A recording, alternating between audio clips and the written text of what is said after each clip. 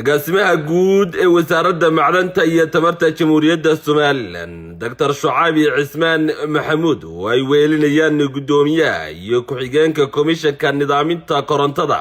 mudane Cabdi Ciga Axmed iyo mudane Iid Suleymaan Cali iyo xubno komishineera ayaa maanta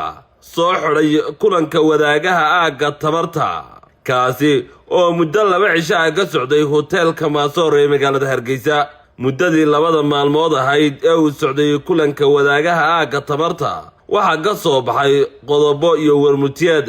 waxaana halkaasi hadallo kala duwan ka soo jeediyay gudoomiye ku-xigeenka komishanka nidaaminta korontada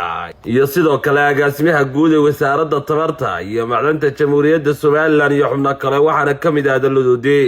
waxaan ugu bishaareynaa shirkadaha leydka shida ee Boorame Berbera iyo 4 shirkadood Hargeysa in shirkadii tiric u furi lahayd tababarka iyaduna ay diyaar tahay wiiga soo socda hadii la yiraahdo ay bilaabi doonto hawshii wararka looga baahan yahay insha Allah taala aynu wadaagi doono taana sidaynu halkan ka ballan qaadnay shirkad walba warkeeda loo ilaalin doono laakiin laga tababari doono xagga dhaqaalaha xagga farsamada iyo dhinacyo fara badan oo ugu yaraan 5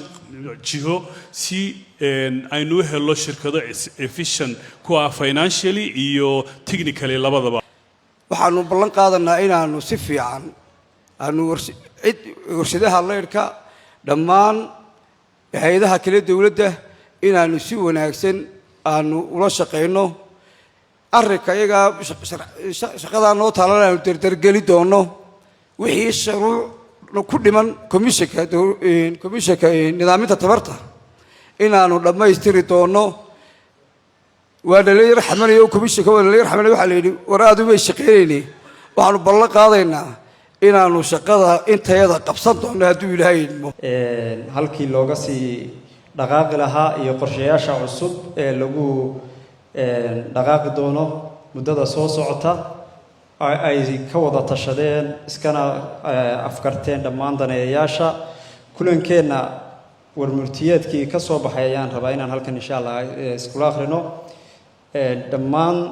daneeyaasha waxay isla qaateen qodobada hoosta ku soo socda in uu la isla qaato oo lagu shaqeeyo qorshe hawleedka soo socda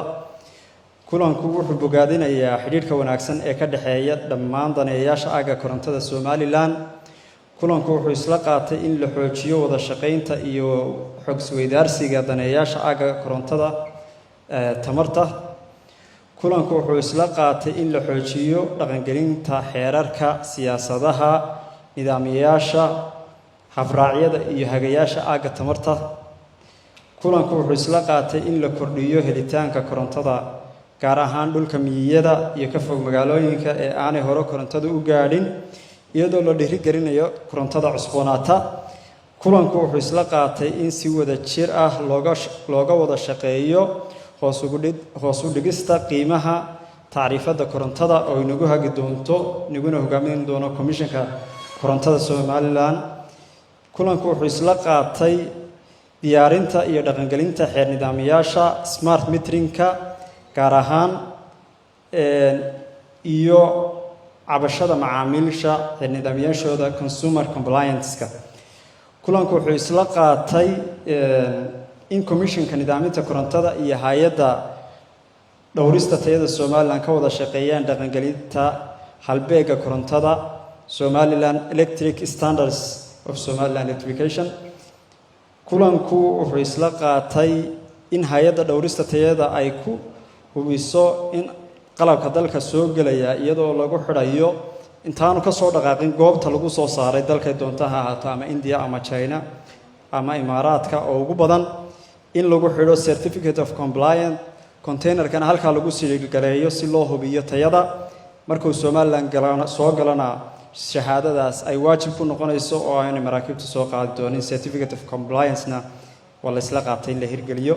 kulanku wuxuu isla qaatay in diiwaangelinta shahaadasiinta xirfadlayaasha korontada Soomaaliland